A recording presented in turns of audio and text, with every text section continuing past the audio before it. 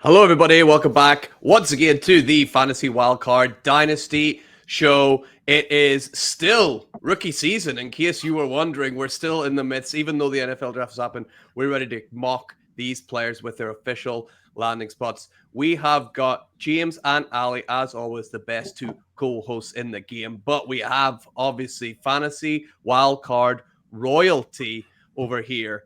It is Matt. You may recognize him from the Fantasy Wildcard. You may recognize him as the world's best weatherman.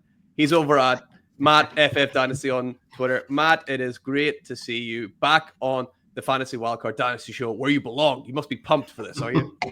Absolutely. It's always a pleasure when you guys ask me to come on. It feels like every time I come on, we've got different co-hosts. Obviously, Kev being and gone, myself is on and gone. Every time I come, there's a new face, but it's good to see James and chop it up with you three. Yeah. Always a pleasure to come on and talk some football. And Matt, how much better than us do you think you're going to do in this mock draft? Obviously better, because I've seen actually, before we get into the show, I've got to bring Ali up on a point with Caleb Johnson. I'm going to get right into it with you, Ali, because you've been giving me shit, and on the show before the NFL draft, you gave me some more, but yet you took him at the end of the first round. We've been in numerous rookie drafts together, Ali. You've took him in the first round there as well, so I'm just going to say I will do better than Ali, because Ali just copies what I say, so... Hey, that is my one and only share of Caleb Johnson. Yes. Just in case you are a smart guy, Matt, and he turns out to be. He's already done 2 rookie drafts. He took one of them. Yeah, 3 actually. Yeah. If you're playing the Fantasy Wildcard Dynasty drinking game at home, you have to drink, as Ali said, just in case. Of course, that's on your bingo card for sure. So we'll get through the rest. We'll get through the rest, I'm sure, as well. But boys, before we jump right into it, obviously the draft has happened. There has been big winners. There have been big losers as well. Anybody in particular come to mind in terms of winners and losers for you? Let's go James first. Anyone come to mind? Well, I think the loser is pretty obvious to everyone, and it's been spoken about quite a bit, obviously, with Shedeur Sanders falling. I can't even remember what round he went in now, day 3. Yeah. So other than that, the biggest loser may be me, because Jaden Higgins went ahead of Jalen Noel. Maybe we'll get to that later. Biggest winner maybe Drake May. Liked a lot of the Patriots draft picks. What's it? I can't even remember that. I can't even remember them all now. It's been over a week. Obviously, Travion Henderson, really good pass blocker.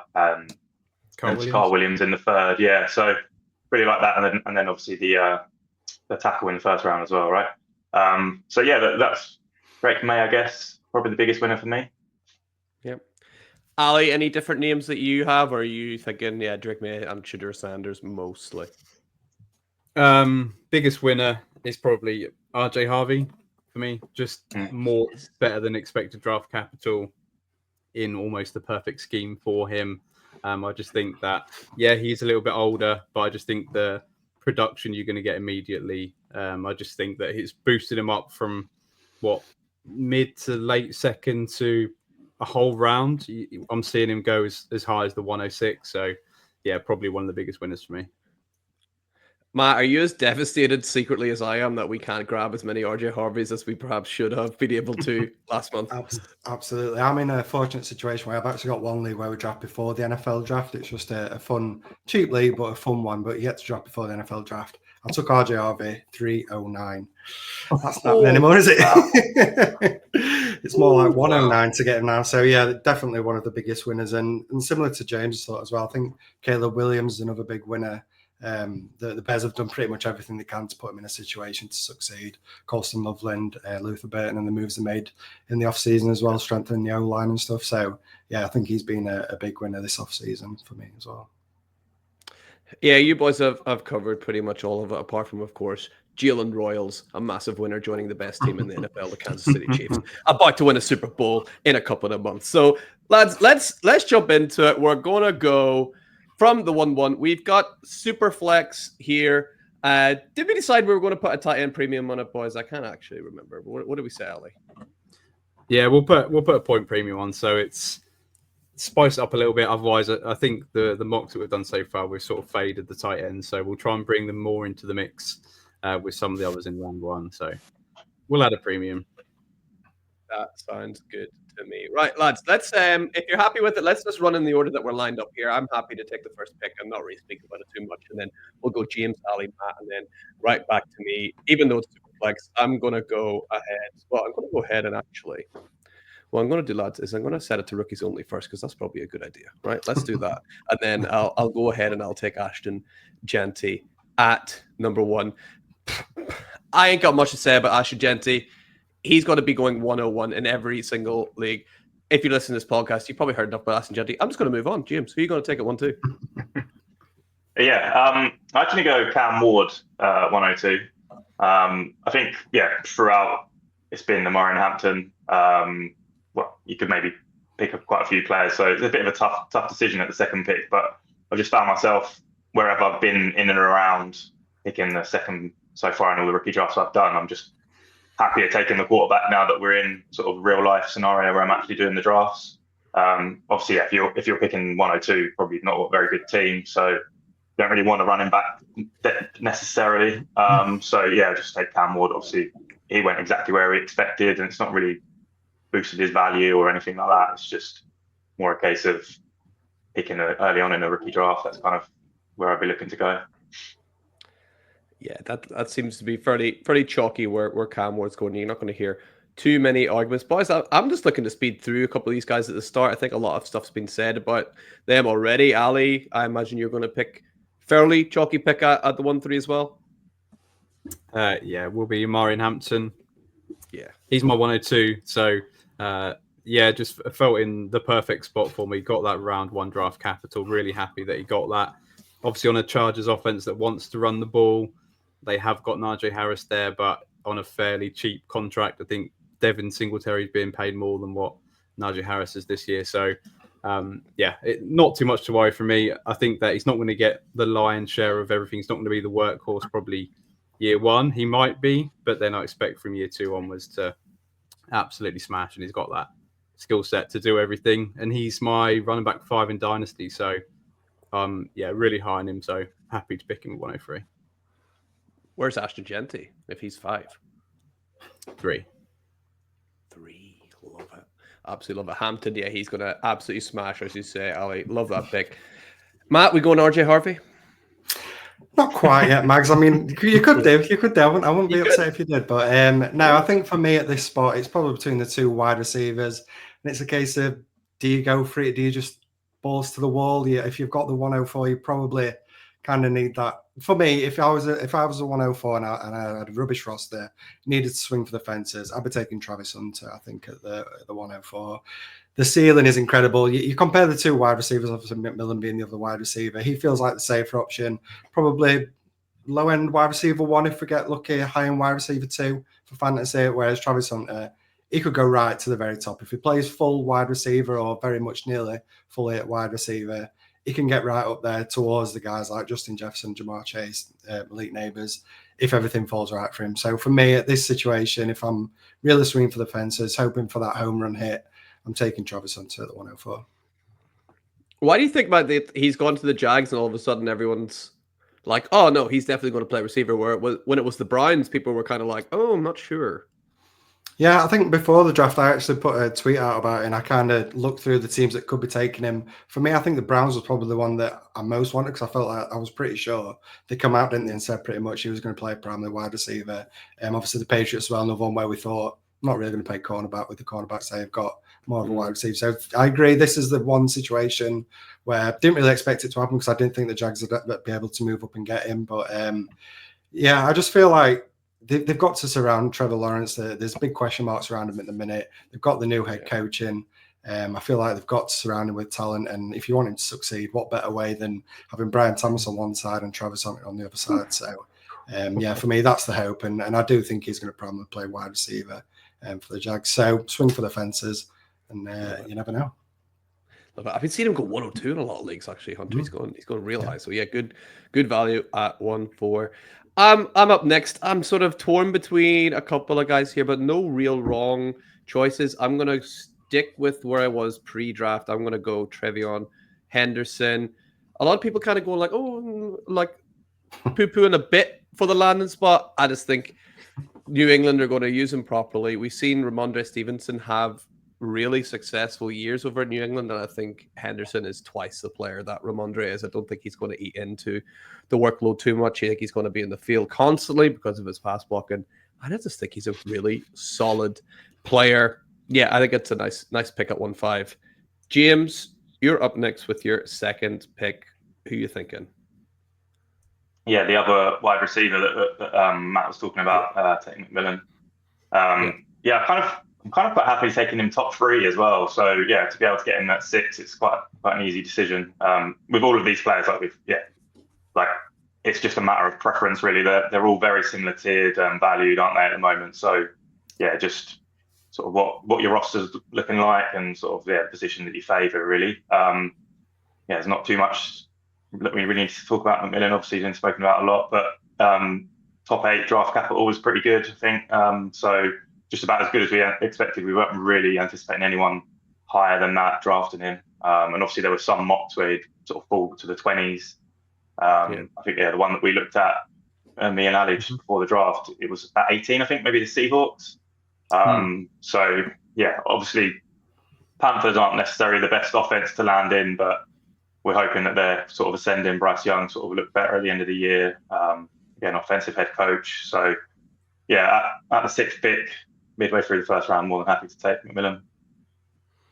Yeah, I think from 2 to 6 here, you could shuffle these guys up and people wouldn't have too much of an argument. Ali, I think you've possibly got the final guy here in this same tier. I assume you're going to go. Well, maybe you're not. Who are you going to go with? I'm going to go Quinshon Judkins. I think that he's actually been falling quite a lot in the rookie drafts that I've been doing, and you've now to get him say the 1.9, 1.10 range, which is a bit crazy to me. I think that he's every bit as good as Trevion Henderson. I've got those two in a tier together, and I've actually got Quinshon one spot ahead of Henderson. I think that they want him to be the Nick Chubb of that Browns team, and I think they drafted him really early day 2 to be that. I think he's got the skill set to do it. I'd like to see him catch a few more passes, and obviously them adding Dylan Samsung, and they've still got Jerome Ford there on the roster. So year 1, he's not going to get absolutely everything, but I just think he's such a safe asset, and he's going to have so many touches in that offense that again wants to run the ball a bit like the Chargers offense. So yeah, middle of the first feels about right for Judkins. All right, let's start the real draft, shall we, boys? Let's go. Matt, you're on the clock now. I think we've got these first 7 out the way that seem to be, a lot of the time the first 7. So Matt, I'd pick 8. This is where I've seen things become a little bit of the Wild West. You could see anyone going off the board. Who's your guy at 1.8? For me personally, it's time to pull the trigger, Mags. RJ Harvey. I'll take him at the snap you as well, so that's double win for me. You go. Yeah, RJ Harvey for me, as we mentioned at the top of the show, easily the biggest winner of the draft in terms of the rookies anyway, landing with the Broncos in the 2nd round. For me, the reason that I've actually elevated him, because I was high on him before, but the fact that he went in round 2 was a surprise to me. I thought maybe he could sneak round 3, potentially even a day 3 pick. So to get 2nd round draft capital, the fact that he's gone to the Broncos, which was, to be honest, one of the premium landing spots when we're talking about these rookies heading into the draft, the one where we thought if a good running back lands on this backfield, they're going to take over it. And I think RJ Harvey fits that bill. Like we said, it's a shame that we're not going to get that nice value we were hoping to get, Mags, before the NFL draft, because everyone's now coming around to it. But maybe it's going to swing the other way now. People are going to think he's overdrafted, so he's going to get pushed down boards, and because people don't want to invest too much capital in him, kind of putting that Clyde Edwards-Helaire tag on him, kind of thinking is a name that no one was talking about, got that landing spot and everyone's excited. But for me, landing this backfield with Sean Payton, people are questioning, is he going to just have a workhorse back? We know in previous years he's kind of had 2 backs, but if he can do anything like what Kamara did in the Saints backfield, obviously not the same kind of receiving back, but he's definitely got receiving ability. He's a great runner. He's shown he can do it all at UCF in college. The one knock's probably his size, but I mean, if Payton's willing to put some draft capital into him and take him in the 2nd round, I think that kind of points to what their intention is in using him. And I can't see Estime or McLaughlin having any kind of meaningful touches. Yeah, they might get an occasional touch, spell Harvey a little bit, but for me, Harvey is the workhorse in this backfield on an ascending offense as well. So for me, really exciting, and yeah, happy to take him at the 1.8. Yeah, whenever you pair together his skill set and Sean Payton as well, this seems like really, really good. It could even be that we look back and we're like, damn, we should have taken RJ Harvey, a lot earlier, because it just seems like a match made in heaven. I am sad that I didn't get him though. I have to say. So I'm back on here at pick 1-9. This is where, again, it is a bit like the Wild West. There are a couple of guys you could go with here. I'm probably again going to go back to where I was pre-draft, looking at the tape. Who do I like? It might not be the best situation for him right now, but I still really believe in Emeka Egbuka at 1-9. He is behind Evans and Godwin at the minute, but I think Egbuka potentially better than Chris Godwin, which is high praise because Chris Godwin is an elite wide receiver on his best day. But I also think Emeka Egbuka is as well. And Ali, you're here to preach about it. You just know Chris Godwin's going to get injured, right? Well, I mean, his ankle was literally turned the wrong way around last season. It was in the middle of the season. So I don't actually think it's going to be recovered 100%. So I think Egbuka is going to get a lot of snaps early on. I don't think you'll see Chris Godwin 100% till down the stretch. So I think they'll manage his time. They'll manage Mike Evans as well because he's always getting injured. So yeah, I think Egbuka is going to play a big part in year one, and people don't realize it.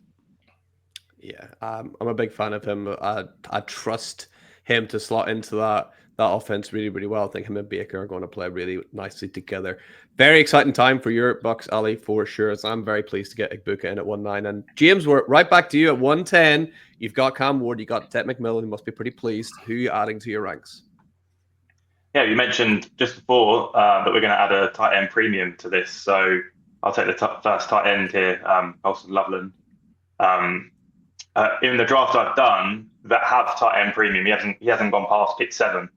I've seen him go 11th once, but that was not tight end premium. So yeah, to get him pick 10, pretty good value. And yeah, like we've already touched on, Matt touched on the Bears offense, and obviously Loveland going there.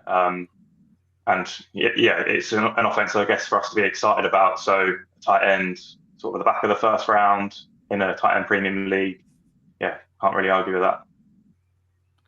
And Matt, we got to pitch it back to you because me and you, Matt, we're a couple of smart guys. Because while a lot of people were saying Tyler Warren was their tight end 1, I believe we had different opinions. We had Loveland at 1 as well. Do you feel justified in that now, like I do?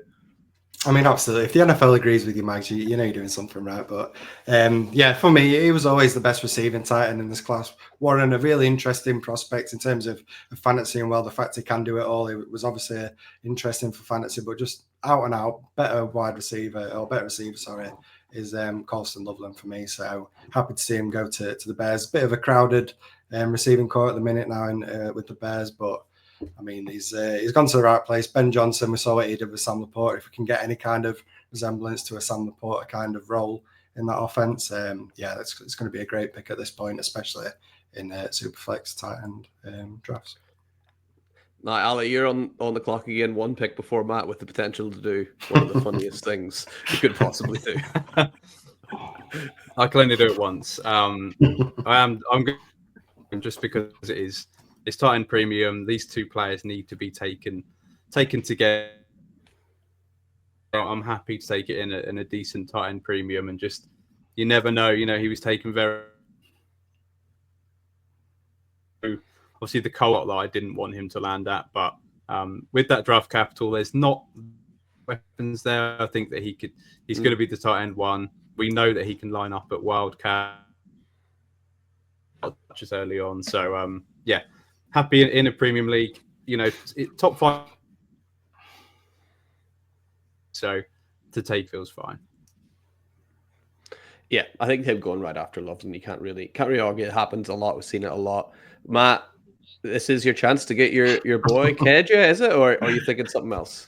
If I'm going off my rankings, I think Caleb Johnson for me. I've got him at around the 108 spot, so to get him at the back end of the first, I'm more than happy to do that. As Ali alludes to throughout the off season and leading into the draft, he was my RB2, so was very high on him coming into the draft. He has dropped slightly the fact that he slipped to round 3. Kind of hoping he got that round 2 draft capital, but I think the interesting thing with Johnson is everybody before the draft was saying he had to land with that wide zone run scheme because it's all he can do. He can only run in that kind of system. He's got to land in that kind of system for him to succeed. If not, he's going to be absolutely trash, absolute waste of a pick. Well, you couldn't have asked for a better situation to land in, a better offense to land in with the Steelers. They run pretty much a large majority of their runs are them zone, wide zone scheme. So, I mean, what's the issue now? I've got a really productive back on a backfield, yeah. Jalen Warren's there. Obviously, a lot of people are excited by him, but it just feels to me like a replacement for Najee Harris. I know some people have said you can't really compare the two, but for me, I think he's going to fit into that early down role with the potential of building on that role if he does hit the ground running and he shows success in this backfield. I think he's just going to continue to see more and more touches. So for me, I don't see what the issue is, to be honest. Any doubts that people had before the draft should have gone with the landing spot they got in the NFL draft. So for me, he's still back end of the first pick in Superflex drafts. He doesn't need to change. He barely needs to change uniform. Like, he can probably get away with wearing the same one from college. So that brings us to the end of round one. Just to recap, I've ended up with Ashton Jeanty, Trevion Henderson, and Emeka Ibuka. James, you've ended up with Cam Ward, Ted McMillan, and Colson Loveland. Ali, you've got Omarion Hampton, Quinson Judkins, and Tyler Warren, and Matt, Travis Hunter, RJ Harvey, and Caleb Johnson as well. Let's roll into round two. I'm back up here. This is where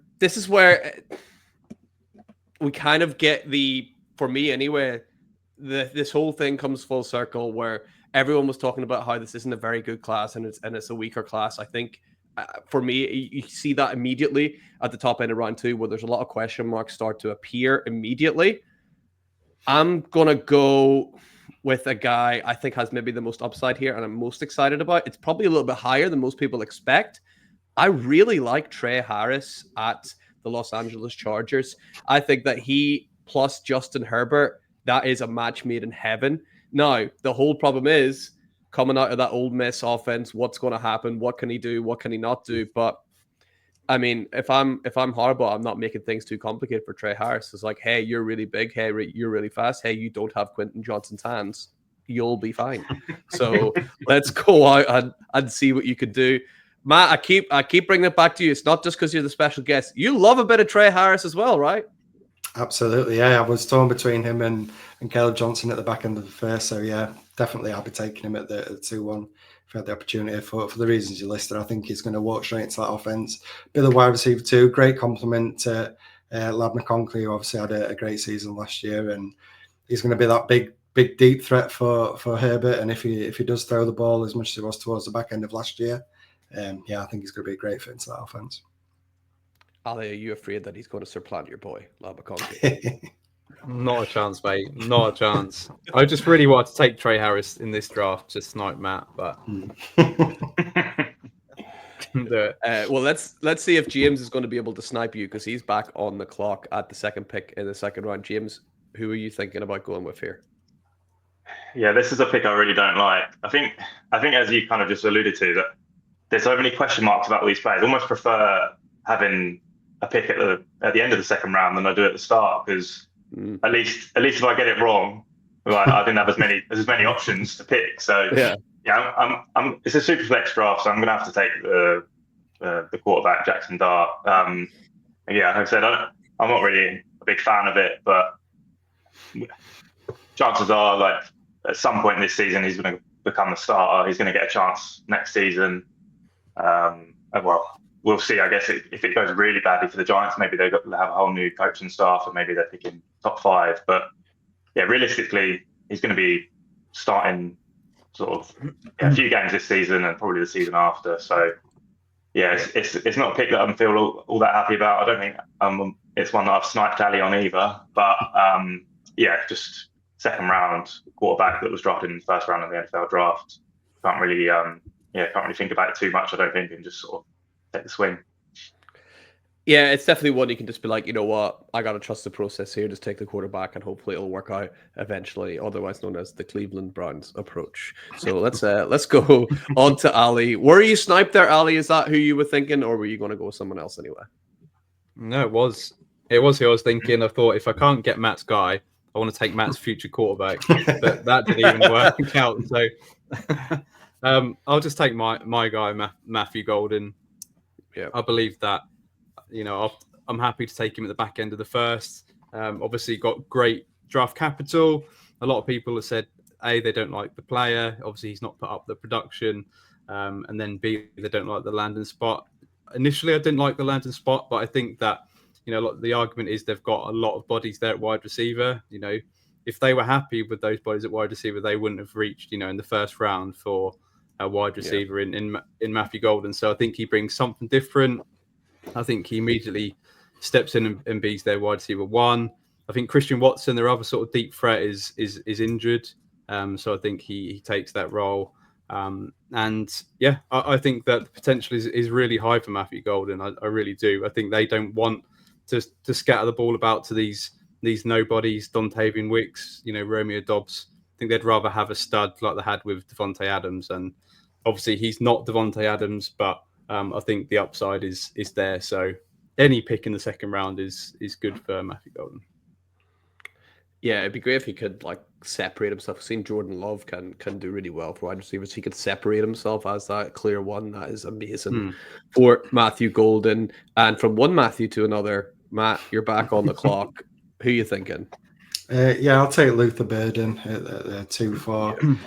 We kind of mentioned it a little bit when we spoke about Loveland. This Bears offense has now become quite crowded in terms of the wide receivers and obviously getting Colson Loveland as well.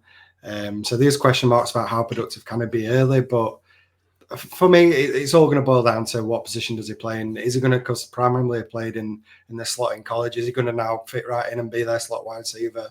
Is that going to push DJ Moore out wide? If that's the case, then I'm all on board for it, because I think Burden in the slot's going to be super exciting in this offense.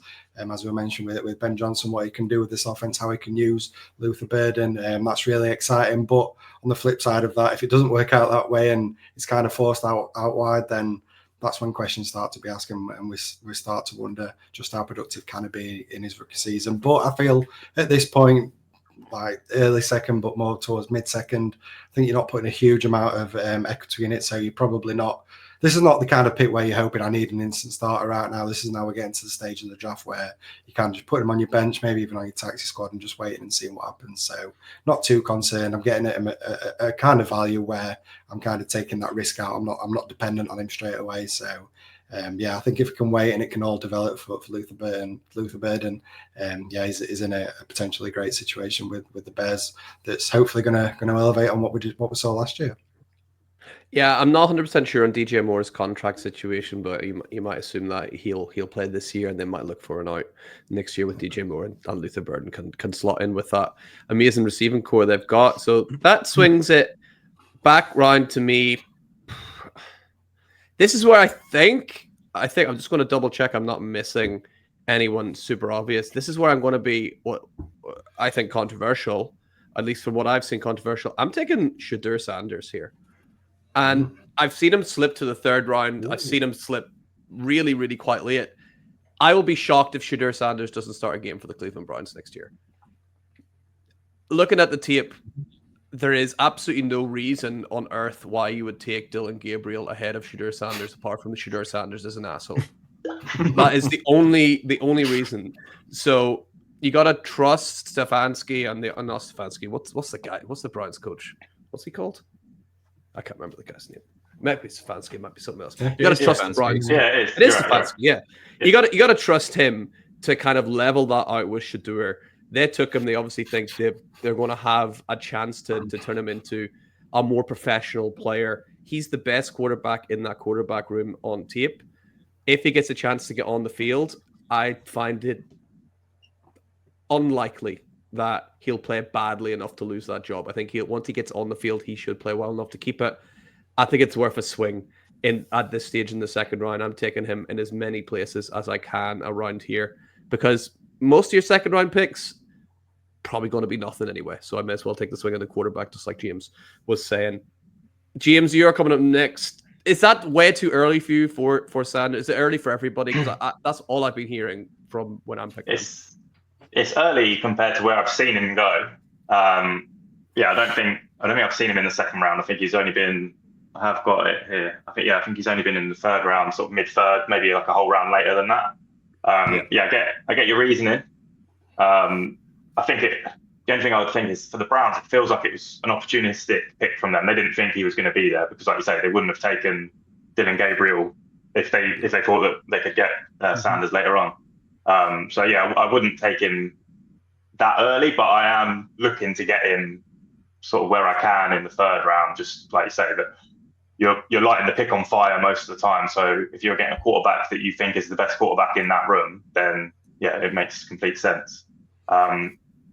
Even though that's your pick, I don't know where I'm going with mine because there is one I really should take, but I just refuse. Do it. So what pick number are we here? 18. Oh man. I'm going to be quite boring and take another tight end. I know you probably wouldn't agree with this, Max, but I'm going to go for Mason Taylor. I don't really want to pick him, but I don't want to pick the other guy.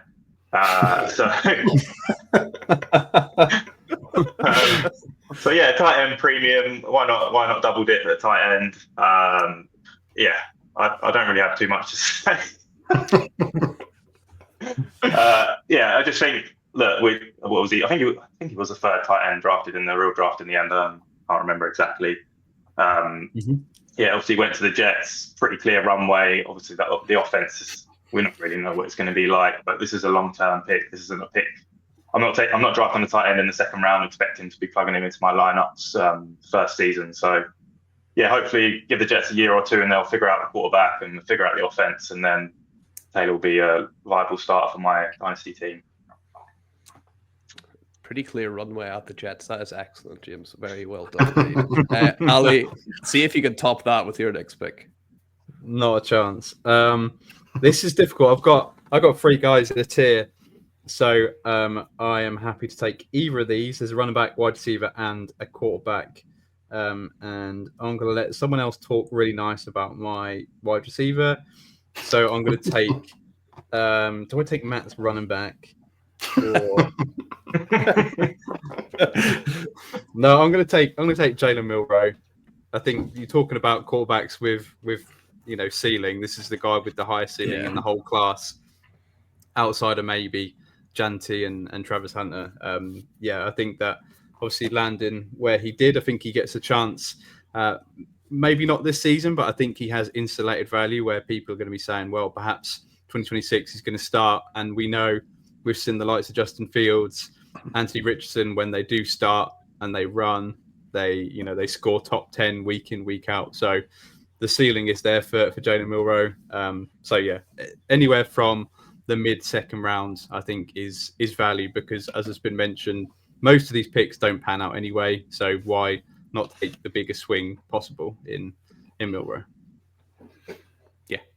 Yeah, nothing wrong with that at all with Milroe. Could be quite exciting to see him play. I hope we get to see him, maybe week 18 or something, just to let him take the training wheels off and see what happens. So, Matt, you're on the clock. Obviously, your beloved New York Giants did draft a couple of players that we can see here. Are you thinking about going for one of them here? I would be tempted, but I'm going to put James out his misery. I'll talk about Jaden Higgins, seeing as he doesn't want to. So, I feel like this feels like a good spot to get him, to be honest. I'd have probably took him around where I took Bird, and I'd have probably considered him. So it felt like a good point. But this is the joys of drafting with people that don't like players. They fall to you in the draft. So, to be honest, I was never really a super high guy on Jaden Higgins, but we can't knock the draft cap at all. The landing spot kind of looks like it could be interesting as well. Obviously, Nico Collins is there, but with Tank Dell and the injury he had, obviously Stephon Diggs leaving as well, there's a clear pathway to becoming the wide receiver 2 on an offense that has shown in the past it can be high-powered. I know last year, obviously, Stroud took a little bit of a step back, but we've seen the capabilities of this offense. And as well, let's not forget that Nico Collins, he's had a bit of a struggle being healthy constantly throughout the year as well. So there's a real possibility that at some point during this season, Jaden Higgins could be the wide receiver 1. on this offense. James might disagree, might think there might be another addition that could become the wide receiver one. But yeah, Jaden Higgins, it feels like he's the ceiling play out of those two wide receivers. And as I say, at this point in the draft, and with the things that I mentioned, with maybe Nico Collins going down, a potential opportunity there, happy to get him here with even the option of maybe flipping him for a future first if he does get that opportunity. So you don't have to like the player to draft him. You just look at the value. So yeah, I really like this pick at this point. And seeing what you've got in Higgins. I think we should have to have some kind of wild card bet here on who scores more fantasy points between the two. They're on literally the same argued this. It's so right. You've argued it all off season, and then the NFL thought, you know what? Let's just keep it going. Let's just perfect. Get it on the same team, and let's keep this debate going. Charity bet. Absolutely. Well, we could do a charity bet, or it could be the loser has to wear the top of the other every episode for a year. I don't know, something like that, right? That's yeah. We'll figure something out. That could be quite fun. I'm back on the clock at 2-9. I probably could have saved Sanders still here, but I kind of wanted to make my point about him that this is as early as I would be happy to take him. I'm sort of torn here between a couple of running backs mainly. I'm gonna go with Cam Scottaboo. I'm torn between him and another. I think Scottaboo can come in. We have seen in New York that there is room, I think, for another running back to come in. We have Tracy there, who obviously started really well last year. I think Scottaboo is a better player in general, and I actually think they can complement each other quite well too. So I expect Scottaboo to come in, to play right away, to be fantasy relevant right away, and be someone that, you know, in a pinch, you can probably put in your flex spot if needed, potentially from, you know, week 3-4, whenever he gets his feet under him. So I'm happy to take that in the second round. Matt, you are the Giants fan. Are you excited to add Scottaboo to that running back room? Yeah, to be honest, it's not a player that I was super high on coming into the NFL draft, but seeing as he's landed with the Giants, obviously that will have to change. Had to get on board. But yeah, I think for the reasons you mentioned, I think it's going to be a really good fit alongside Trace. It kind of feels now that Scottaboo is going to be that early running down back. Trace is going to be more of the receiving down running back, but I do think Scottaboo's shown that he can be a good receiver as well. So, as you said, if he can really take hold of this backfield, and throughout the year, obviously we saw at the end of last year that Tracy had those fumbling issues and kind of got in the doghouse a little bit towards the back end of the year, kind of lost a few touches here and there. So there's definitely an opportunity for Scottaboo, and yeah, I think it could be really interesting if you can take over this backfield. I mean, if you've got the starting running back for any offense in the back end of the second round in rookie drafts, you're getting good value there. So yeah, I like it for the Giants, and I like it at this stage in rookie drafts as well. They got to play I'm a scat man every time he scores a touchdown. That's an absolute layup. Like, has to be done for sure. Right, you got one more pick left in the second round, James. Who are you thinking? Is it time for a Christmassy pick? Wait, it took me a while there. It is time. Now, I've just been looking. I've taken one share so far, and this is the exact pick where I took him. So yeah, it feels fine. We've obviously we've had a chance to talk about the other guy. But he doesn't even have a picture on Sleeper. The disrespect. Surely someone else doesn't. Oh no. The other guy you picked, Mason Taylor. Oh no. Obviously we had this debate, and it's obviously been fun to go on. Obviously, I always expected that Higgins was more likely to be drafted earlier in the NFL draft. My feeling was always that's backpedaling. My feeling was always that. Like on the same offense, or given the same opportunities, that Jalen Noel would produce more with the same sort of opportunities. But he's not the kind of player that you give those opportunities to, because he's not as big, maybe not as reliable as Higgins. Obviously it's just hilarious that they landed on the same team and that this carries on. I think Noel is obviously going to struggle to get on the field. I think Higgins is pretty clearly going to be the wide receiver 2, or in two receiver sets. It's going to be on the field ahead of Noel, and obviously there's Christian Kirk there, and we're going to have to wait a year for him to sort of leave or to be injured before we really actually see a chance for Noel. So I am happy to do a charity bet or something, but I'm probably going to lose. But I'll take that. I'll take the hit.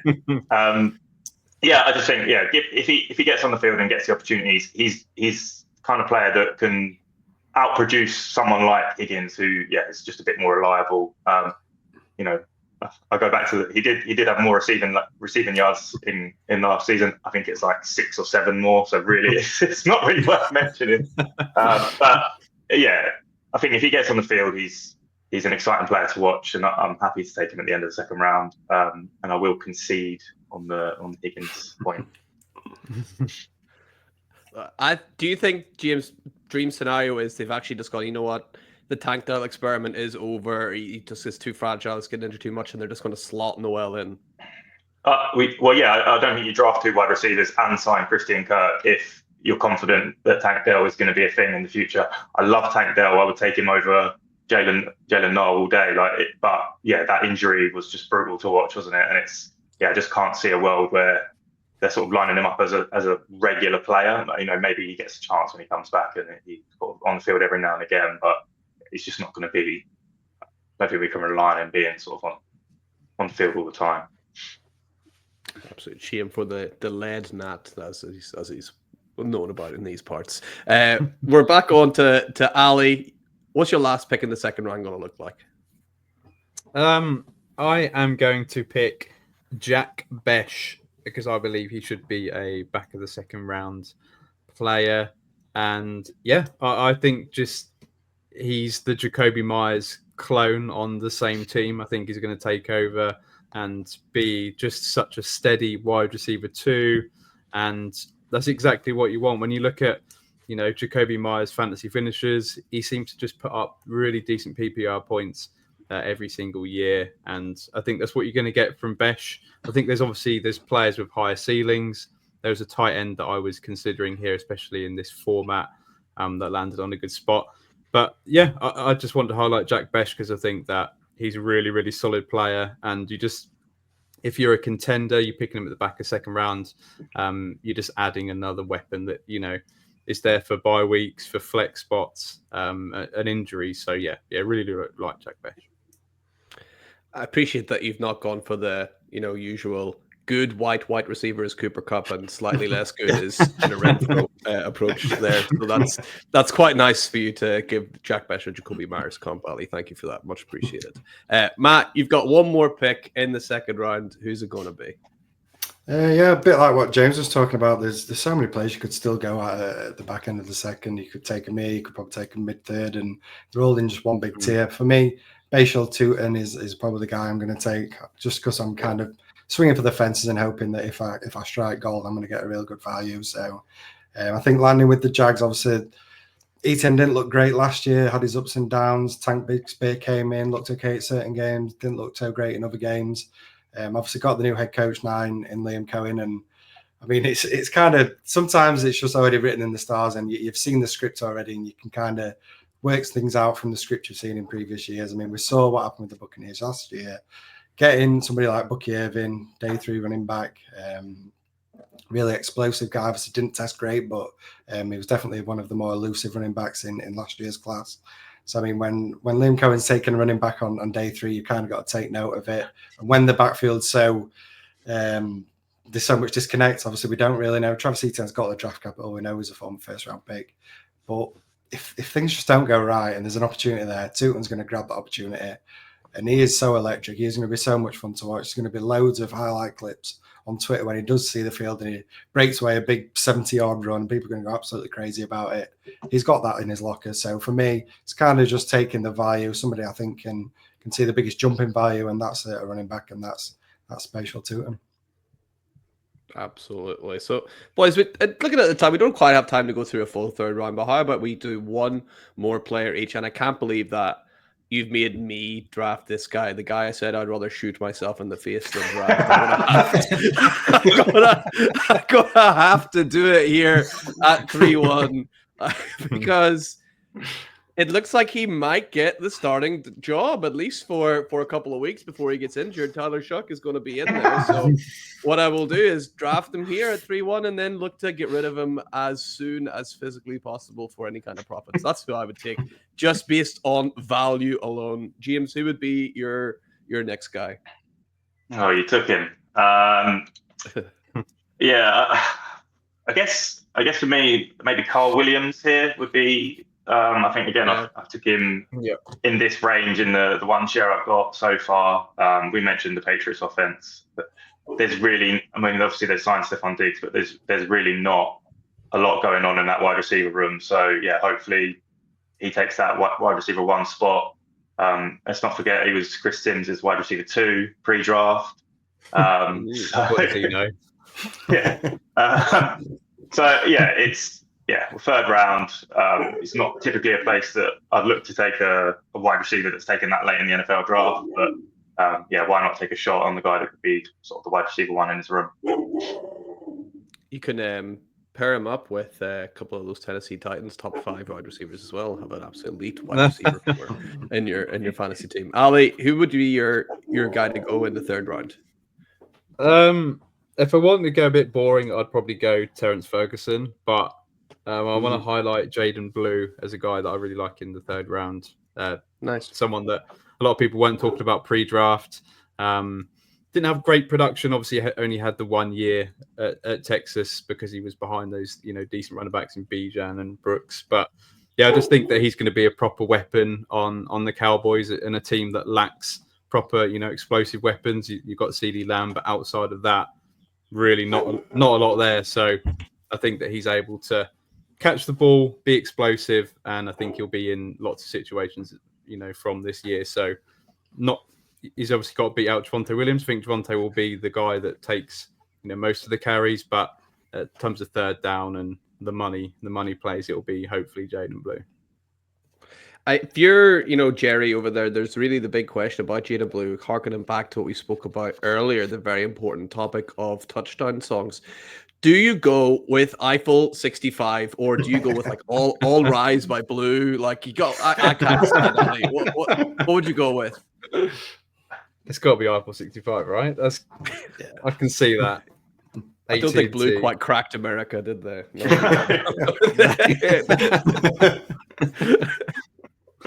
All right, so he's your final pick. Matt, your last pick. Who's the guy you're targeting in the third round? Yeah, a bit like Ali, I could go boring and go for one of the tight ends, Arroyo and Ferguson. I think they're both well within means of being at this point. But I just want to take a moment to talk about somebody that I loved in the lead up to NFL draft, and this feels like a nice opportunity to talk about him. It is Brashard Smith. And Ali, you might like that one because he landed with your Chiefs. Probably don't have to take him at this point in your draft. You could probably get him towards the back end of the third, but I think it's super interesting. I know he fell to the 7th round, so that's going to be a big red flag for everybody. But I mean, look at the starting running back for the Chiefs right now and where he went in the NFL draft. So for me, draft capital is not a big thing. When it comes to the Chiefs, they're kind of, if you're a good player, you're going to play some games. So I think he's going to be a great fit into this offense. We know Andy Reid loves his pass catching running backs. Brashard Smith, former wide receiver. Everyone's going to go with the Antonio Gibson whole narrative, but Brashard Smith actually had a lot of touches in college in his final year when he did switch over to running backs, and he looks pretty damn good at running the ball as well. So not just can only be a receiving back, he's shown that he can be a good running back on the ground. I just love the fit, and as I said, with Andy Reid loving those pass catching backs, Patrick Mahomes loves to throw to his running backs. There's a clear need. We've seen Jerick McKinnon, what he's been able to do in this backfield as a receiving back. So if he can take that role, and for me, he is the one that will, because Kareem Hunt, I mean, he's not getting any younger as in. He's okay as pass catcher, but when you've got a former wide receiver, someone that's shown he can be explosive in Brashard Smith, yeah, I'm super excited. He's probably going to be my most drafted running back, I think, in this year's rookie drafts, because you can get him so late. And yeah, might materialise to nothing, but I love the upside if it does work out. Yeah, Samaje Perine being let go as well by the Chiefs does that. There's a clear gap for him to come in and fill, because Perine was the guy that was trusted in those third downs to make those catches more than the other two for sure. So yeah, Brashard Smith, I'm really excited as a Chiefs fan to see what he can come in and see what he can do. And boys, we'll get rid of the draft board and let's pull up our let's see if I can get our group layout right. That's about as good as we're going to get. Maybe I think we'll leave it with that. Before we end up, let me just refresh everyone how we did in the draft. Then we'll hit the 2-minute warning, and then we'll get out of here. So starting out with my team, I end up with Ashton Janty, Trevion Henderson, Emeka Egbuka, Trey Harris, Shadur Sanders, Cam Scotabo, and Tyler shook me in the face. James, you end up with Cam Ward, Ted McMillan, Colson Loveland, Jackson Dart, Mason Taylor, your boy Noel, obviously, and Cal Williams, Ali, Marion Hampton, Quinton Junkins, Tyler Warren, Matthew Golden, Jalen Milrow, Jack Besh, and Jaden Blue Dabatita. And Matt, you were Travis Hunter, RJ Harvey, Caleb Johnson, Luther Burden. You got Higgins, Tootin, and Brashard Smith. Lads, crushed it. Every single one of us. I don't think I would change a single pick. We absolutely smashed it. So let's roll in quickly to our 2-minute warning. It's the part of the show where we like to interact with our audience. If you have a question, a trade question for the 2-minute warning, look out for the post over on X and get your questions in. Let's start off with a 10-team. That is important, obviously. 10-team Dynasty Superflex PPR League. Would you take the 106 or Deebo Samuel, the 203 and the 407? James, let's pitch it to you first. You must be excited about Deebo, but would you swap that? Yeah, I feel like the value is fine on the second side with Samuel, the 203. But if I'm getting someone like Trevion Henderson with the 106, there's no one that I'm going to pick at the 203 that's going to sort of equalize that. And I'm just going to take the player I deem as the better asset at the 106 with Henderson. It's a 10-team league, so like, how confident am I really going to be starting a guy I'm picking in the second round or Deebo every week? You know, the rosters are going to be not as deep as we're used to in a 12-team league. So yeah, I'll take the 106. Yeah, just to put in comparison, our draft, you would have got Ted McMillan at the 106 there. So I think, yeah, you'd take Ted McMillan. And can we just pause to appreciate the way our cameras are laid out? We're now on the Dynasty Show, which is fantastic. If you're watching on YouTube, this is absolutely amazing. Make sure you give that a like for sure. Boys, would either you disagree there? Would any of you take the Deebo side? No, not for me. No, I think for the reasons James highlighted, I think there's too big a tier, I think, between the 106, even though the 203 would be the 201 in a 12 team, and you look at the guys that we were looking at in the mock draft, there's still some good players there, but for me, Deebo is just not quite enough to take that jump down from what you could potentially get at the 106.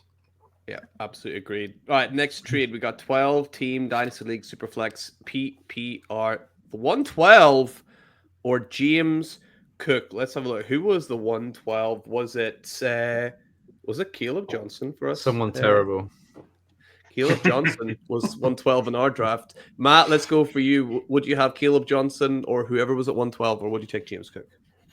Personally, I'd take 112. I've never really been a big James Cook guy, so maybe that's my prejudice leaning. And the fact that I took Caleb Johnson as well, I mean, he's taking the guy that I really like and a guy that I don't like. You're asking me to pick team two, but yeah, for me, it's still the 112. I know we kind of get caught up, don't we, in rookie fever when it's this time of year, and we're all super excited by the new shiny toy.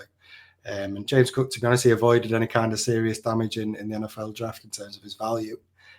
So I can see the argument for James Cook, but for me personally, there's still quite a few good players that you can get around that 112 spot that I would personally take over James Cook, but I'm sure there'll be people that might disagree with that. I think I'd take James Cook, you know. I think I'd take James Cook. I think I've seen the Chiefs played the Bills a few times to be like, God damn it, James Cook's actually really good. Whereas when he was coming in, I wasn't that excited about it. I didn't think he was that good a prospect, but I think he's got better and better each year. James, you were sort of saying, you raising your hand there very politely. Thank you. You were saying you would take James Cook as well. Yeah, I was just saying I was one of the ones that would disagree. I'll take James Cook. I think the problem, obviously, with Cook, I was actually listening to, I think it's the Athletic Football Show earlier, and they're talking about, like, if you compare him to run it, because he wants a new contract, right? And he wants like 15 million a year or something ridiculous, which isn't that ridiculous, but for a running back, it is. And they were saying how many carries he took compared to other players that want or have been paid that range. And he only had like 207 carries last season, which is really low for sort of the running back one on an offense that good. So yeah, that's the sort of issue. And yeah, maybe if he doesn't get a new contract, maybe he's going to hold out, or I don't know what might happen. Maybe he ends up getting traded, or he's on a different team in a year's time and isn't the same asset as he is now. But yeah, right now, based on what I do know, I would take James Cook over any of the other guys at 112. Ali, what side would you lean? Regrettably, I think I do agree with Matt and the 112. I'm not never been a massive James Cook guy. I really didn't like him as a prospect. Obviously landed on his feet at the Bills. I just think that obviously I think that he will re-sign, whether he holds out and doesn't play much preseason or whatever, but I think they end up doing a deal. But I think he's replaceable at the end of the day. Whereas 112, I can use that to trade for maybe a better asset than James Cook, or if someone like Caleb Johnson is there, I know I'm going to get a few more years out of him. I'll go 112. Love it. See if you're watching over on YouTube, leave a comment. Who would you take to break this deadlock? It would be interesting to see who people are thinking. No format given for this. Let's just assume it's super flex, right? PPR, most things are like that. Would you take Romo Dunze or Luther Burden, Trey Benson, and a 2026 second round pick? Interesting. Ali, let's pitch it over to you first. What side would you take here?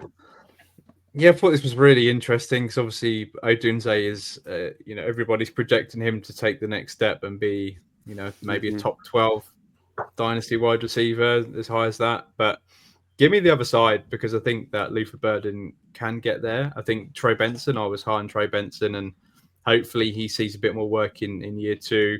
And then a 2026 second that I can use to trade for an asset that will help me win this year. So I think there's more usable pieces on there with Burden. You never know the upside if DJ Moore was to be traded or whatever, leave town, then I think that the upside for Burden's there. So I'll take the three assets to one.